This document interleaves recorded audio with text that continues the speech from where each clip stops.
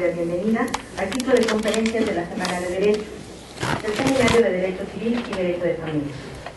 El día de hoy con la conferencia intitulada Nuevas Tecnologías y Derecho, a cargo del doctor Alberto Nava Garcés.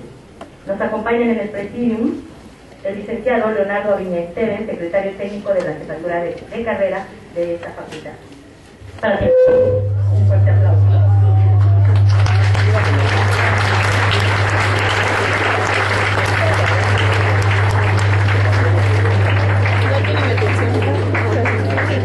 El licenciado Antonio Luna Caballero, coordinador del seminario de la carrera de Derecho.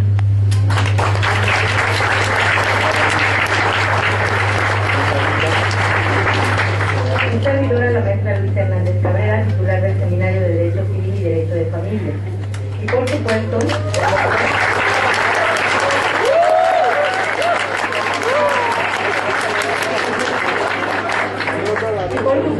el doctor Alberto Nava Garcés, a quien agradecemos su presencia en este caso.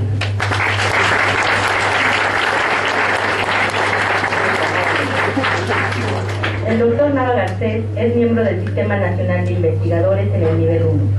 Es maestro y doctor en Derecho por la Universidad Nacional Autónoma de México, ambos grados con mención honorífica. Tiene el diploma ILO otorgado por la Universidad de Harvard. Actualmente es abogado consultor en materia de amparo penal en el despacho del doctor Ricardo Franco Guzmán. Es consultor externo de la Organización de las Naciones Unidas sobre ciberdelito en Latinoamérica. Es investigador invitado del Instituto Nacional de Ciencias Penales, donde fue director de investigación en el periodo 2008-2009. Abogado litigante en materia penal. Profesor de Derecho Penal en la Universidad Anáhuac. Es autor de más de una decena de libros, de los que destacan Delitos Informáticos, El Error en el Derecho Penal, Comentarios a la Ley de Protección de Datos en Posesión de Particulares, La Prueba Electrónica en Materia Penal y los Comentarios a la Ley para Prevenir y Sancionar el Delito de Secuestro, todos de Editorial Porrúa. Es coautor de Homenaje a Ricardo Franco Guzmán, 12 juicios que marcaron la historia y El Derecho Penal a Juicio, Diccionario Crítico, editados por el INACIP. Colabora de manera regular en las revistas de Derecho, Foro Jurídico, Defensa Penal y El Mundo del Abogado. Sin más, cedo la palabra y pido un aplauso para el doctor Alberto Nava Garcés.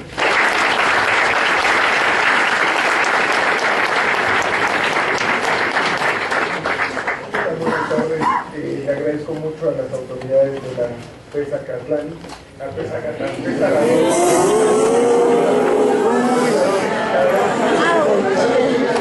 de San Mateo, que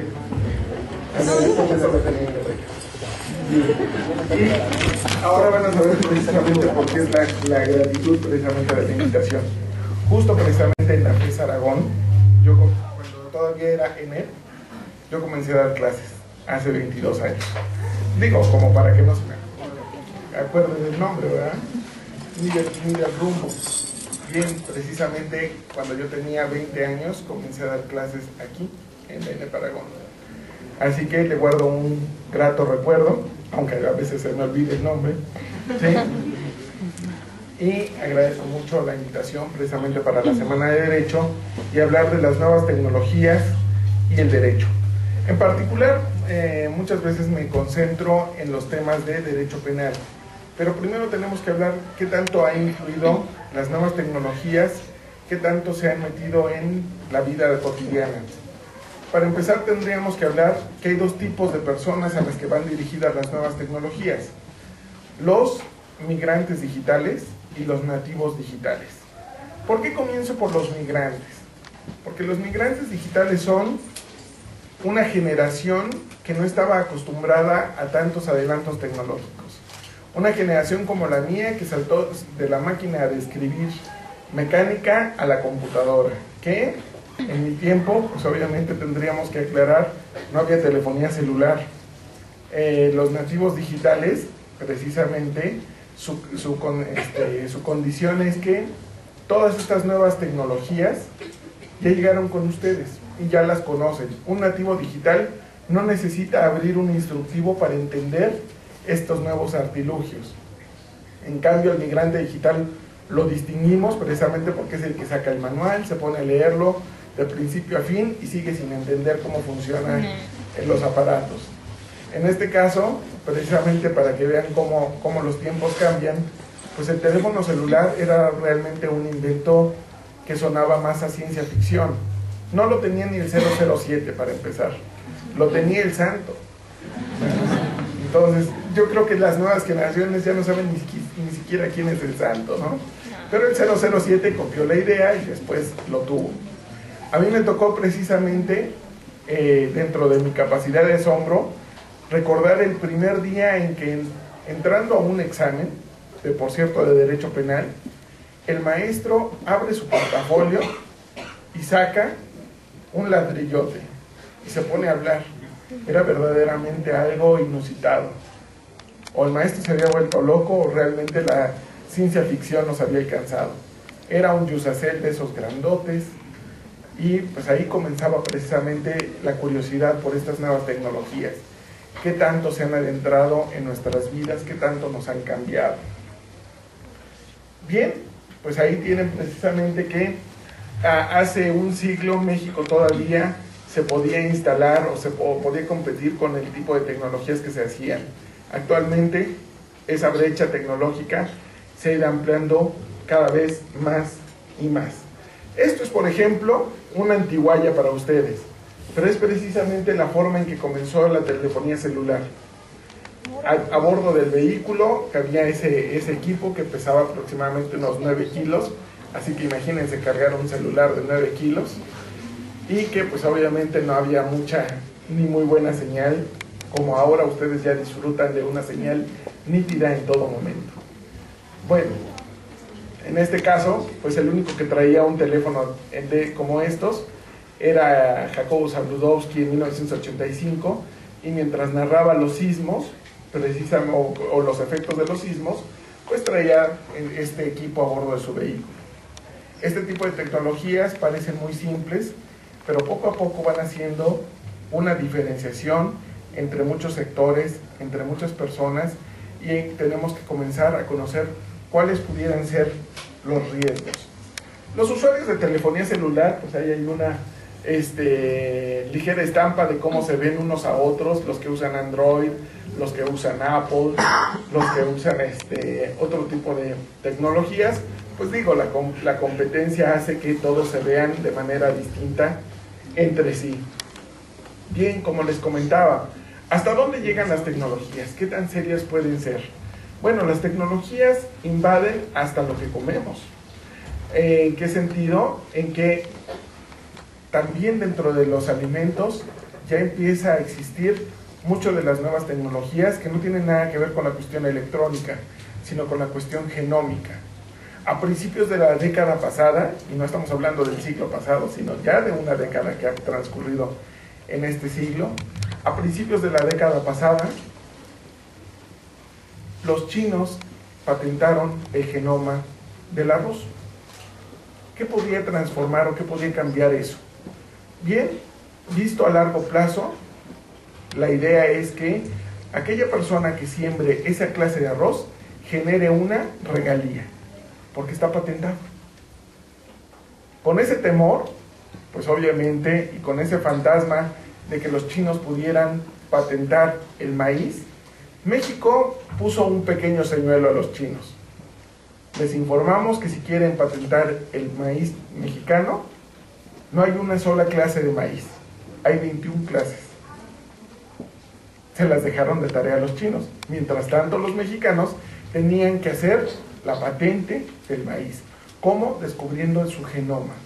Y para eso se creó precisamente el Laboratorio Nacional de Genómica, en donde se iba a desarrollar solo una cuestión en particular: el genoma del maíz, con el fin precisamente de asegurar que en la mesa no se tuvieran que pagar regalías por el alimento que es común o que es la base de la alimentación de los mexicanos.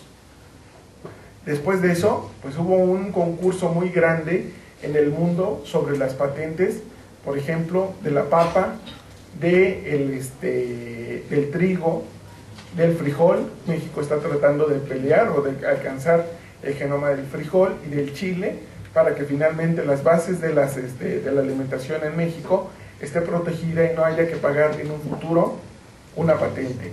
¿Hasta dónde ha llegado esto? Bueno, a casos verdaderamente que han puesto a la autoridad en un dilema. ¿Cuál es este? En alguna ocasión vienen unos holandeses, ¿conocen ustedes Xochimilco? ¿Conocen precisamente lo famoso que es Xochimilco también, aparte de sus trajineras y de sus mariachis, por un mercado de flores? Bien, ese mercado de flores ha estado ahí durante años, siglos enteros. Ha sido un mercado precisamente que se ha pasado de generación en generación.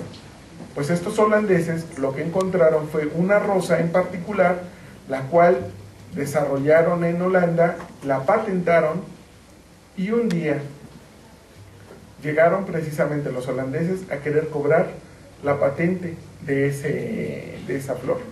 ¿Qué estaban haciendo los horticultores? ¿Qué estaban haciendo aquellas personas que vendían las flores? Estaban prácticamente cometiendo un delito al estar vendiendo algo que estaba patentado y que no tenían la licencia. ¿Cuál es el dilema de la autoridad mexicana? ¿Cómo juzgar a una persona que se ha dedicado a eso por generaciones, teniendo enfrente una patente? De alguna manera, estos retos o estos adelantos tecnológicos siempre nos van a poner en esa clase de problemas. ¿Cómo se resuelven ese tipo de casos? Es ya muy común actualmente que en cada casa, y digo, no es un mensaje político ni gubernamental, pero que en cada casa haya una computadora. ¿Y cuál es precisamente el costo de ella? Comencemos por eso. Si tenemos una computadora que vale 10,000 pesos, ¿cuánto creen que vale en realidad? ¿Cuál es su costo material? Aproximadamente unos 1,500 pesos. Lo demás entonces, ¿en qué se va? 1,500 en publicidad, para que ustedes compraran ese equipo, para convencerlos de que ustedes compraran ese equipo. Llevamos 3,000 pesos. 2,000 pesos en sueldos de las personas que se encargan de transportarlos, empacarlos, de los propios empaques, del transporte, etc. Llevamos 5,000 pesos. ¿Y los otros 5,000 pesos? Son solo de patentes. Son solo de patentes. Eso es lo importante precisamente de la cuestión tecnológica y de las patentes. Actualmente se libra una guerra a nivel mundial entre Apple y Samsung por dos equipos de teléfono, por un iPhone y por un Galaxy. Y la cuestión es cerrar mercados, ganar mercados por las meras patentes.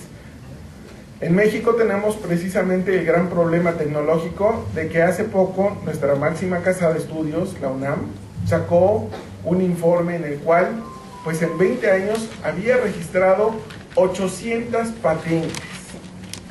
Y estamos hablando que la UNAM es un brazo tecnológico de este país. En cambio, Kodak, que han escuchado, me imagino, de ella, que antes se dedicaba a sacar esas cosas vetustas llamadas rollos fotográficos, que ya no existen. Kodak, que está prácticamente en quiebra, precisamente porque ya nadie compra esos rollos, porque sus cámaras no son tan competitivas como otras marcas. Kodak, que es una empresa pequeña a nivel tecnológico en Estados Unidos, patenta al año 8,000 patentes. Así que estamos hablando que el brazo tecnológico de México en 20 años solo hizo el 10% de lo que una empresa en un año. No hay una cultura para las patentes, no hay una cultura para promover las patentes, para permitir que las personas protejan y cuiden precisamente esta clase de invenciones. Esto habla precisamente de cuál es nuestro rezago en el plano tecnológico. Bien, esa es entonces una de las asignaturas pendientes que nos queda con las nuevas tecnologías y el derecho. ¿Qué hacer con las patentes? ¿Cómo va a impulsar ese brazo tecnológico? ¿Cómo el derecho va a proteger a una industria cuando se le ponen tantas trabas para patentar? Estamos perdiendo precisamente competitividad en ese rango. Somos empresas o tenemos muchas empresas maquiladoras, pero no estamos creando. Y ya vimos, por ejemplo, en el caso de la computadora, ¿cuál es el mayor costo? ¿Cuál es lo que genera mayor riqueza? Actualmente, con estas nuevas, precisamente, tecnologías, lo que se busca con estas comunicaciones es precisamente tener un nuevo impulso para tener otra calidad de vida. Se están vendiendo nuevos productos. Muchos de los servicios que se dan actualmente no existían o no existirían si no es a través precisamente de estas nuevas tecnologías. Mucho del pensamiento no podría tener este impulso de no ser precisamente por estas nuevas tecnologías. Antes, por ejemplo, hacer una tesis, digo a ustedes que van para allá, para ese caminito, era hacerla frente al papel, y si había que equivocarse o si se equivocaba uno, cambiar el papel. ¿Y qué pasaba si se perdía esa tesis? Era comenzar de nuevo, era comenzar de cero. En algunas cosas, obviamente, estamos encontrándonos con precisamente con este tipo de nuevas tecnologías. Las nuevas tecnologías también han servido, en teoría, para resolver o hacer una vida más fácil para las personas. Se trata de mejorar la calidad de vida. Por ejemplo, en el caso de los tribunales, para aquellas personas que ya están litigando, que son pasantes de algún despacho, se dan cuenta que hay instancias que ya están tratando de cambiar al pasante por una módica cuota por internet. Una persona se va a enterar de sus acuerdos y una máquina le va a enviar sus acuerdos a un abogado litigante sin necesidad de enviar a un mensajero de lujo como es un pasante. Entonces, bueno, digo de lujo entre comillas, ¿no? Entonces, en esos casos también nos damos cuenta que ¿quién maneja las computadoras en cuanto a estos acuerdos de los que hago referencia? ¿Cómo le vino la noticia a los nuevos, a los jueces que ya iban a dar la información a través de las computadoras? Parece muy sencillo, ¿verdad? Pero esos jueces pertenecen a esa generación de la que hablábamos al principio de la plática, a los migrantes digitales, a los que no conocen cómo funciona la computadora y cómo hacer un mensaje confidencial. Entonces, a pesar de que este sistema se adoptó en el Distrito Federal hace un año, ustedes ven todavía a los jueces luchando contra la computadora, ¿sí? Y en lugar de tener a una persona que está resolviendo un caso que podría ser complejo, estamos viendo a un juez que está luchando contra la máquina para poder mandar por correo electrónico el mensaje a los litigantes. ¿Se mejoró la justicia? No. Ustedes siguen viendo tribunales llenos de gente. Los acuerdos electrónicos no han permeado en los abogados litigantes. Los abogados litigantes a veces consideran que no ir al juzgado es como no haber trabajado. Entonces, digo, ese tipo de generaciones. Entonces los juzgados siguen llenos y ahora tienen una doble carga. Tener que escribir los acuerdos y mandarlos por correo electrónico. Si ponemos un ejemplo, el juzgado 34 familiar, que ya va en el asunto 1376 de este año, sin contar que obviamente viene arrastrando algunos de años pasados, esos pequeños intestados que duran 20 años, 30 años, que son bastante entretenidos, sobre todo para el juez, porque es como estarlo pasando como una tradición del juzgado, ¿sí? Así como celebran la Navidad, celebran pasar el asunto 26 del 2001, el 38 del 1974, que todavía se siguen peleando los herederos, cosas de esas que se ven todos los días en tribunales. Pues ahora los vemos precisamente con esas viejas tradiciones y ahora luchando por mandar pues 1300 emails a diferentes personas, porque eso fue una imposición de las nuevas tecnologías. Como ven, apenas precisamente estamos entrando en cuál es el panorama que tenemos. Ustedes, los nativos digitales, no tienen ese problema. Podrán checar sus acuerdos de una manera más sencilla porque no necesitan, ya nacieron con el chip para entender la computación. hay generaciones que no. Pero tenemos que entendernos precisamente entre generaciones cuáles son los defectos que pueden tener un nativo digital o un migrante digital. En este caso, nos damos cuenta también que el migrante digital es una persona que puede ser una víctima muy fácil de caer en las cuestiones o en las trampas de las nuevas tecnologías.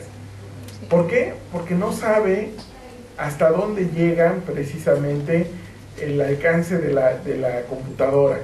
Le dicen, le hablamos de su banco, necesitamos que actualice sus datos, y el migrante digital agarra la tarjeta y empieza a dar sus datos. Y le dicen, tu código de seguridad, y código de seguridad. Como puede o como lo entiende, pero manda todos esos datos y es defraudado. En el caso del nativo digital, no está exento de peligros. El nativo digital tiene el problema de la inexperiencia. Ese es su único pecado. Y entonces cree todo lo que le dicen en la computadora, compra todo lo que dice en la computadora, y en ocasiones los nativos digitales, que son muy jóvenes, los niños, pues obviamente pueden ser víctimas hasta de delitos un poquito más graves o graves, como son la pederastia. Un pederasta profesional en 15 minutos desnuda a su víctima. Y es muy sencillo, porque además se basa en cómo es la mecánica o qué pasa con la computadora de los niños. La computadora de los niños, ¿dónde está? En su recámara. Si el niño no está haciendo ruido, los papás están contentos. Está con la computadora, ¿qué puede pasar? ¿No? Y entonces, precisamente, si el pederasta profesional lo que trabaja es la psicología del menor. Si el niño es rebelde, ustedes pensarían que un niño rebelde no se va a dejar desnudar. Es el más fácil de desnudar. ¿Por qué? Porque le dice el pederasta, ¿quién te compró esa ropa? Tus papás seguramente, ¿verdad? No, parece que no puedes escoger tú tu ropa. Y el niño dice, sí, a la compraron los papás. Pues vámonos quitando la ropa. ¿Y qué hace el niño? Se quita la ropa. Y entonces empieza a ser fotografiado. Y como ya durante la plática previa ya dijo en qué escuela va, quiénes son sus papás, quiénes son sus amigos, en qué red social se encuentra, pues en ese momento se convierte en un elemento vulnerable. No logra salir precisamente de ese círculo vicioso, y el pederasta le dice, bueno, ahora o te desnudas nuevamente o yo doy a conocer estas imágenes. Y entonces por ahí los lleva. Ese es el problema precisamente del nativo digital, la inexperiencia. En cambio, vaya, nos vamos a dar cuenta que las nuevas tecnologías han ido también alterando la forma de convivencia de las personas. Como pueden ver en la imagen, que ya es una imagen muy común, ya las personas ya no miran de frente, ¿eh? Ya todas van agachadas, ya van texteando, tuiteando, y con eso de que ya tienen los teléfonos accesos a las redes sociales, pues están metidos en eso. La vida es eso que ocurre mientras la persona está distraída en la red social. ¿Sí? Antes nos preocupábamos porque un conductor bebiera y manejara. Ahora el problema es que bebe, maneja y tuitea. De hecho, en algún momento dado, los evolucionistas, sin querer involucrarme más en el pensamiento científico, los evolucionistas pensaron que su generación o la generación de sus hijos iban a tener distintas habilidades o nuevas habilidades con los dedos pulgares, por la forma en que escriben ustedes. Ustedes ya se adaptaron, su generación ya se adaptó a escribir con 2 dedos y escriben fabulosamente. O sea, para uno que viene de una generación de la máquina mecánica donde fue de a dedazo, verlos escribir con 2 dedos pulgares es verdaderamente sorprendente.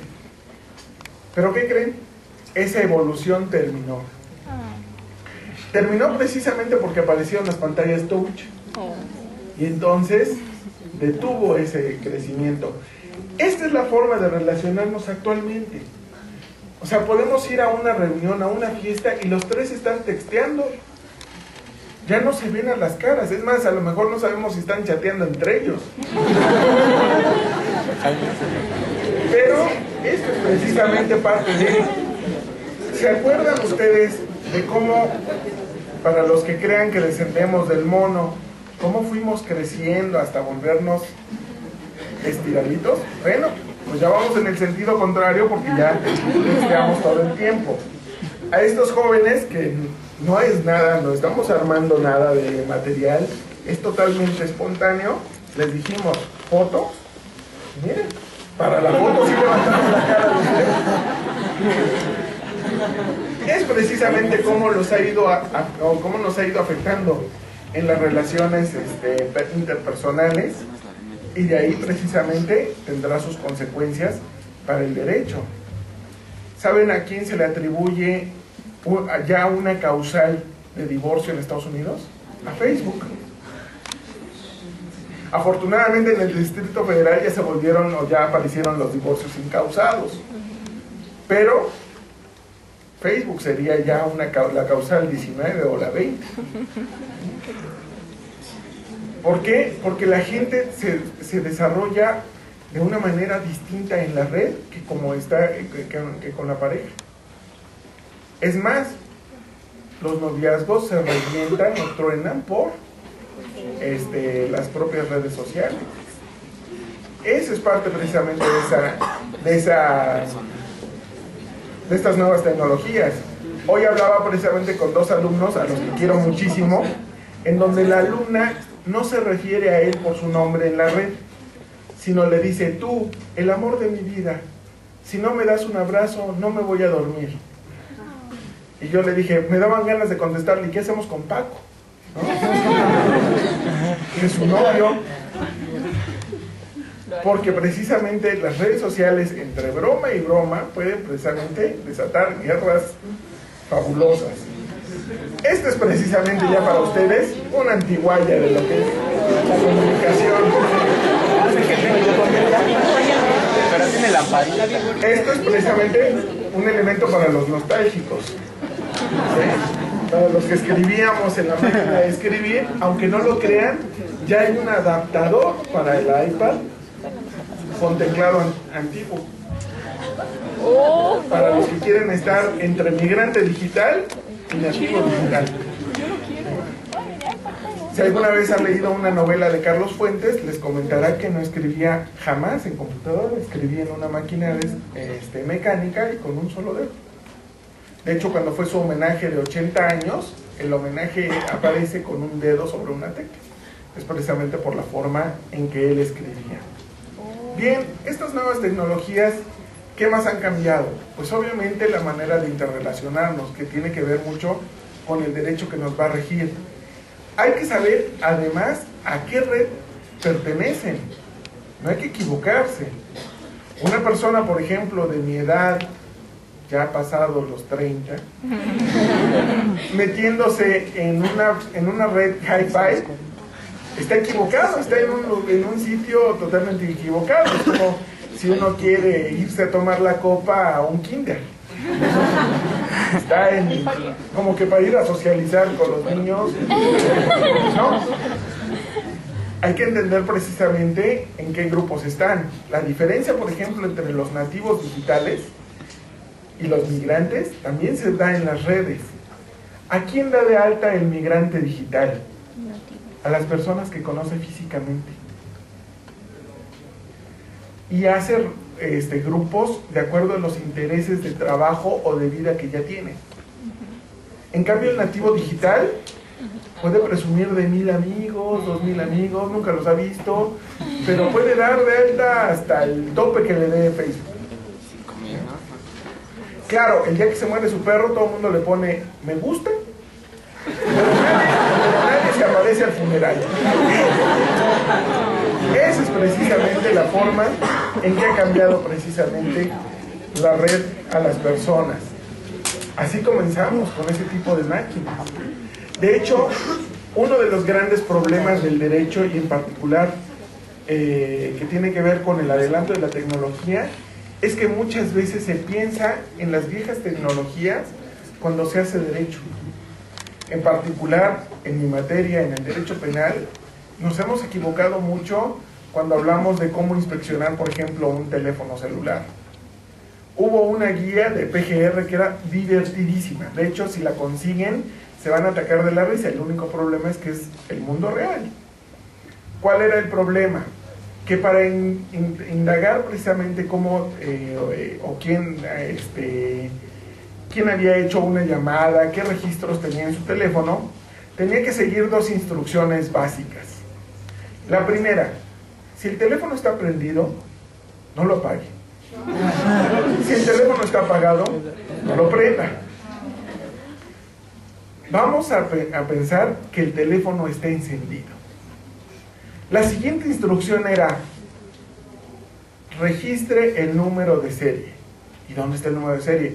Abajo de la pila.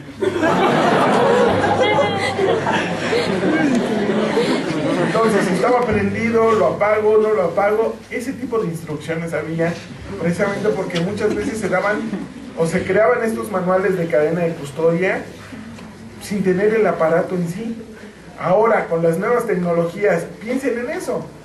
Hay teléfonos touch que no se sabe si están prendidos o están apagados hasta que ustedes no se involucran con el aparato. Entonces, pues ese tipo de disposiciones jurídicas pues nos han rebasado bastante. Del teléfono que veíamos a estos teléfonos que ya se sincronizan, que permiten pues mayores utilidades, pues díganme para qué sirve un teléfono actualmente. Saca fotografías, lleva la agenda, se meten a su red social, pasan por internet, hacen la tarea en Wikipedia, ¿qué más? Música, GPS, mapas, pueden estar hasta espiando gente, a la exnovia. ¿Sí? ¿Y qué creen? También sirven para hablar por teléfono. Dentro de las novedades, hasta para eso sirve. Ahí vemos precisamente parte de las utilidades. Aquí, esto era un video antes, era precisamente de 3 personas que estaban luchando contra el cajero, porque hay veces que el cajero no les hace caso. Cobra vida y se pone en rebeldía, se traga la tarjeta y la persona está luchando. Y ahí estaban las 3 muchachas peleándose con el cajero automático, buscando cuál era el problema en el mismo. Esas son las nuevas tecnologías. Actualmente el reto es si estamos preparados para empezar a pagar ya no con la tarjeta de crédito, que es una antiguaya, sino con el teléfono celular. Así como se pasan el crédito de un teléfono a otro, los créditos, actualmente ya las personas pueden utilizar esta nueva forma. Digo, por si pensaban que la firma electrónica nos causaba dolores de cabeza, pues en realidad la firma electrónica no tiene mayor problema. ¿Puede ser falsificada? ¡Claro! De la misma manera que se falsifica la firma autógrafa. Solo es cuestión de ir distinguiendo precisamente o de irse adaptando a esta clase de nuevas tecnologías. ¿Cuántas personas en México se dedican a esto de Internet? ¿Cuántas personas se meten a Internet? Aproximadamente 1/3 de la población en México. ¿Qué significa? Que apenas estamos al principio de la ola de los problemas tecnológicos que vienen. Con el paso del tiempo, mayores personas se involucrarán en estas nuevas tecnologías y el derecho tiene que estar listo. Tiene que estar listo bajo una premisa muy simple. Los migrantes digitales deben de entender cuál es el pensamiento del nativo digital. ¿Qué es lo que pasa con el nativo digital? ¿Cuál es su mundo? No mantenerse ajeno. En ocasiones me ha tocado ver personas que llegan con mucha pesadumbre al Ministerio Público y le dicen: hay una persona que me acosa en la computadora. Y el Ministerio Público es un migrante digital, no entiende nada. Y dice, apáguenla. Se acaba el problema. Es cuestión precisamente de que estas dos generaciones entren en contacto y se involucren precisamente con este tipo de nuevas tecnologías. No tenerles miedo, finalmente ya están, ya llegaron y hay que adaptarnos. Y hay que conocer su naturaleza para dominarla y poder regularla. Muchas veces piensan, y esto lo pueden escuchar en muchos gritos libertarios, que Internet no está regulado, que es un territorio apache, ¿sí? Donde pueden ocurrir cualquier clase de cosas. En realidad no. En realidad en México hay muchísima regulación sobre Internet. Hay una responsabilidad, por ejemplo, de los proveedores de servicio, de guardar una bitácora. Es una bitácora de uso. No es, o no significa que el proveedor tenga toda la información de ustedes, pero sí a dónde entraron. Hay muchas ocasiones, esto es parte de una moda generacional, no me tocó a mí, que es que los muchachos le piden una prueba de amor a la muchacha y la muchacha lo manda por internet, por teléfono celular, manda el mensaje: mira, aquí estoy posando para ti. Lo que no sabe es que el proveedor de servicio tiene acceso a esos mensajes. Y el proveedor de servicio es el que está contentísimo, ¿no? De hecho, si ustedes entran a internet, pueden recuperar mensajes. Entonces se van a dar cuenta que todo lo que habían mandado, pensando que era tan íntimo, entre dos y demás, con la pena. Pasó primero por el proveedor de servicios. Y ahí lo tienen. Por 3 meses. Con acceso ilimitado. Este tipo de conductas se llaman o se consideran o pueden dar pie a algo que se llama sexting, que es precisamente pasar del texto a la imagen y de la imagen pues obviamente a lo triple X. ¿Cuáles son los usos que le dan las personas al internet? Chatear, utilizar el Messenger, bajar música. La música es otro de los campos que se vio alterado con estas nuevas tecnologías. Antes ustedes podían ver que entraba un disco nuevo y había que grabarlo, el tiempo de grabación era tardadísimo. Vaya, la piratería tenía hasta sus bemoles, no era tan sencilla. Actualmente, con que se mande un archivo se puede multiplicar por mucho. Hubo una empresa, también en la década ya de los 90, que se llamaba Napster, que se encargaba precisamente de distribuir la música de manera gratuita, o por una breve comisión. Napster finalmente fue demandado, perdió los juicios y perdió precisamente la posibilidad de transmitir la música en ese sentido. Todo el mundo decía que se había derrotado a Napster, y el dueño de Napster decía: ¿alguien quiere comprar un Mix-Up o un Tower Records? ¿A alguien le interesa? No, porque ya el modelo de negocios había cambiado. El único problema que trae precisamente también consigo esto es algo que puede ser bueno o puede ser malo, dependiendo de cómo lo vea su generación. Digo su generación porque es la que ha tenido que soportar a la mía. Ustedes han estado escuchando covers de mi generación, cantados por uno, por otro, porque ya son éxitos probados. Y entonces no hay nueva música. Ustedes pueden grabar si quieren su éxito, claro. Procuren no ser terroristas con la voz. Pero, ¿qué distribución o qué éxito puede tener eso? Antes una persona llamada Caballo Dorado sacaba la canción "No rompas más mi pobre corazón" y se hacía millonario de la noche a la mañana. Actualmente ese mismo artista tendría que trabajar para empezar. Ya no podría hacerse millonario, porque el modelo de negocios cambió y está enfocado a solo determinadas personas con un éxito ya probado. Pero la mayor parte de la música que ustedes escuchan, lamentablemente para ustedes, son covers de los años 80. ¿Y saben por qué de los años 80?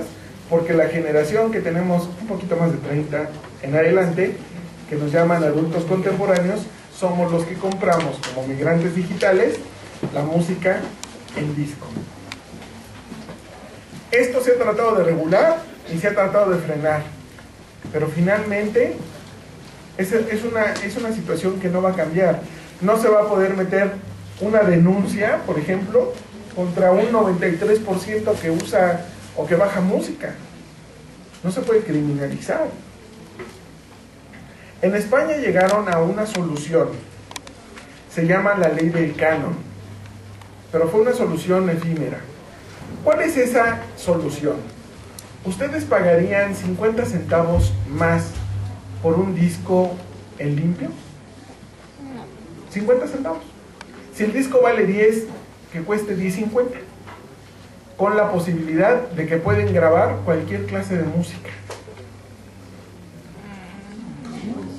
aunque sea bajada por internet, aunque sea, ya no hay ningún problema. Cada disco estaba asegurando de manera potencial lo que pudiera ser un acto de piratería. Allá obviamente en España se toman muy en serio sobre los cobros de regalías, ¿eh? Ustedes pueden ver a una persona del SGAE ir marchando junto al de la tambora, y al final del recorrido le saca su nota y le dice al de la tambora: ahora me pagas esta regalía por esta canción, ¿sí? Y así va junto a él hasta en las ferias de pueblo, pero en todo.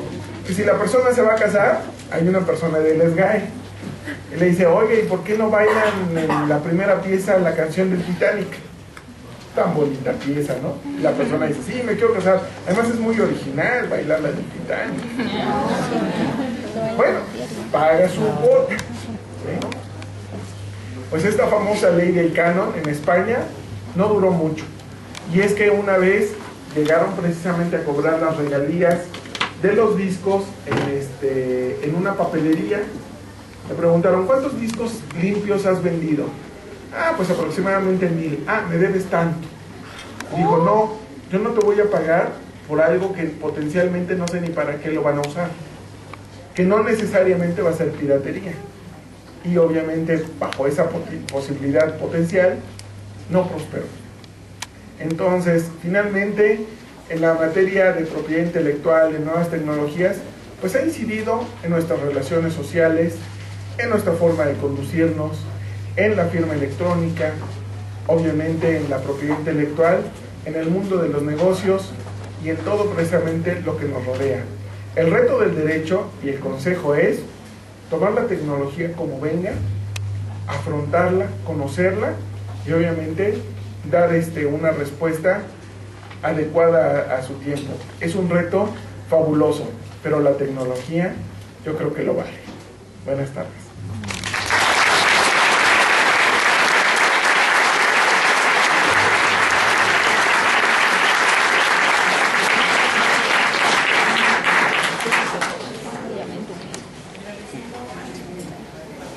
Agradecemos las palabras del maestro, del doctor Nava Garcés. Iniciamos la etapa de preguntas y respuestas. ¿Alguien tendrá algún cuestionamiento que pueda hacer de viva voz?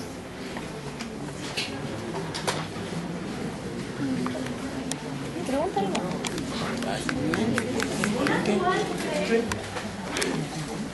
¿Cuál cree que sea la solución en cuanto a tener acceso o limitarlo para tener un pro y un contra en cuanto a este tipo de delitos? ¿En cuanto a cuál de todos los delitos? En general, una solución pues, general. Bueno, la primera es darnos cuenta que muchas de las conductas que ya se cometían anteriormente sin internet se cometen a través de las nuevas tecnologías.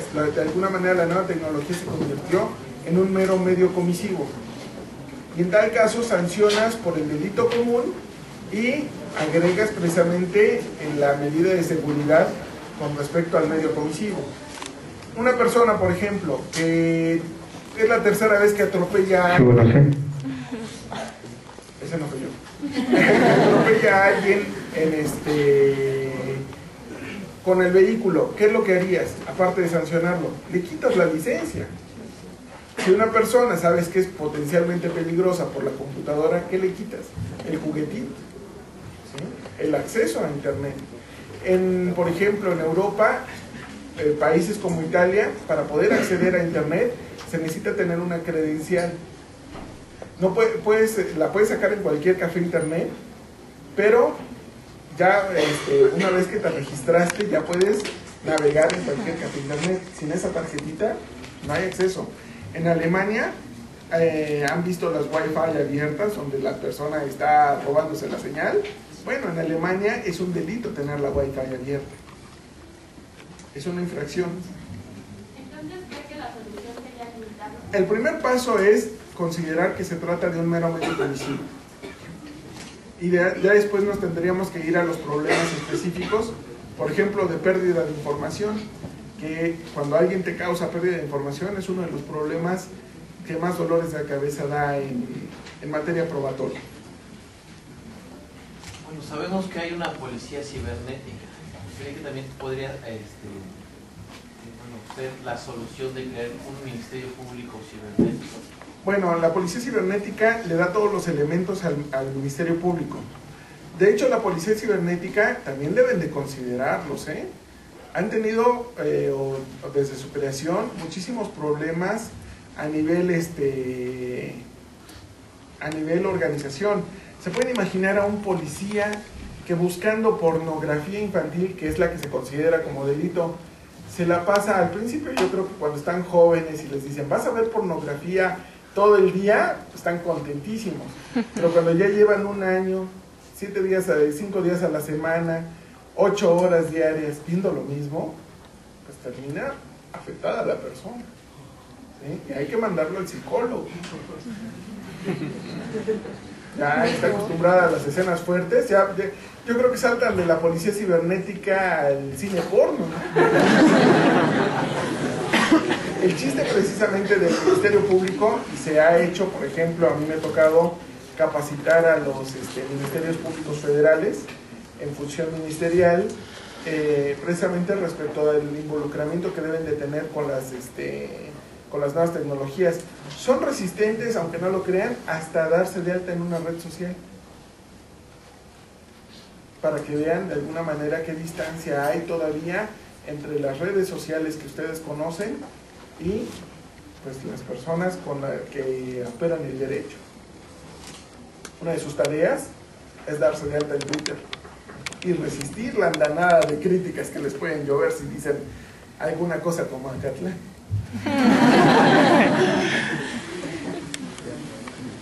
¿Alguna otra? Sí, en México, ¿qué tantas leyes y qué tan rigurosas son para castigar este tipo de delitos cibernéticos o por medios electrónicos? Pues mira, el marco está dado. Hay una ley de telecomunicaciones que obliga al proveedor de servicio a guardar la bitácora de uso. Hay tecnologías que permiten ya no nada más llegar hasta la computadora, de dar seguimiento hasta dar con la computadora desde donde se originó algún mensaje o algo, sino hasta dar con la persona. En las computadoras que ustedes guardan, muchas veces cuando la novia les dice préstame la computadora, lo primero que hacen es ir a borrar el historial.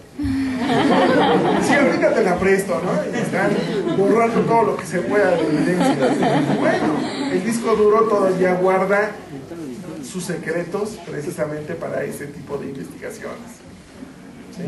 Aparte de esa ley, existe precisamente la ley, el Código de Comercio, que se refiere a todo lo referente a la firma electrónica, la ley de instituciones de crédito, que se refiere a banca electrónica, digo porque es muy común también el clonamiento de tarjetas.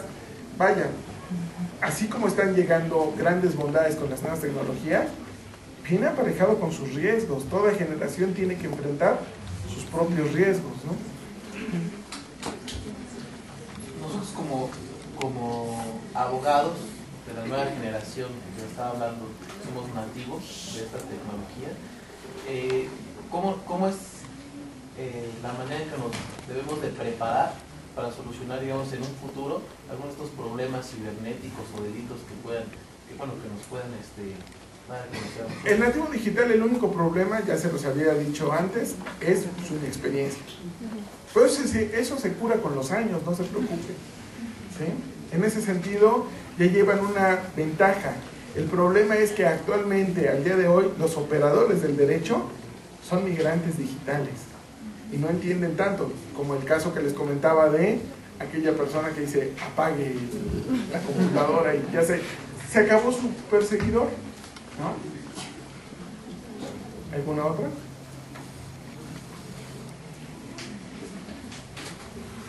Bueno, como yo entendí, esto ha provocado pérdidas económicas grandes, o sea, bueno, se está extinguiendo lo que es la brecha digital, pero por ejemplo, nosotros nos dijo que había empresas que se dedicaban a hacer CDs, cosas así. ¿Esto afecta económicamente al país? La industria de la música es la que tiene que cambiar. El modelo de negocios, por ejemplo, Apple lo entendió muy bien, lo entendió muy rápido y actualmente les vende o nos vende el iPhone y obviamente una conexión para música por iTunes y busca precisamente legalizar el mercado. Puedes bajar una canción de iTunes en 5 equipos, 6 equipos y de alguna manera la persona sabe o Apple está hecho a la idea de que la persona no está lucrando con eso y a Apple le ha funcionado. La cuestión es que las demás empresas deben de poner un énfasis en eso. Antes una persona, por ejemplo, si tú eras compositora y un disco era exitoso, ya por ese solo hecho de que el disco se vendía, tú eras exitosa. Ahora se vende canción por canción, así que más vale que escribas bien. Bueno, pues muchísimas gracias.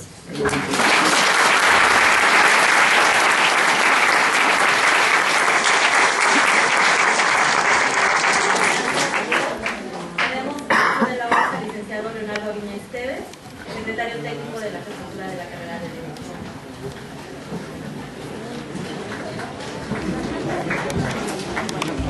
Derecho. De México, Facultad de Estudios Superiores Aragón, otorga el presente reconocimiento al doctor Alberto Nava Garcés por haber dictado su conferencia intitulada Nuevas Tecnologías y Derecho, que se llevó a cabo el 5 de septiembre de 2012 dentro del ciclo de conferencias de Derecho Civil y Derecho de Familia.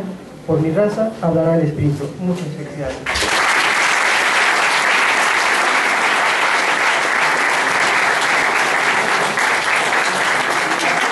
Agradecemos su asistencia y les invitamos el día viernes 7 a las 19 horas en este auditorio a la conferencia intitulada Implementación del procedimiento oral en el sistema jurídico mexicano a cargo del licenciado Esteban Rascón Rivera. Que pasen linda tarde.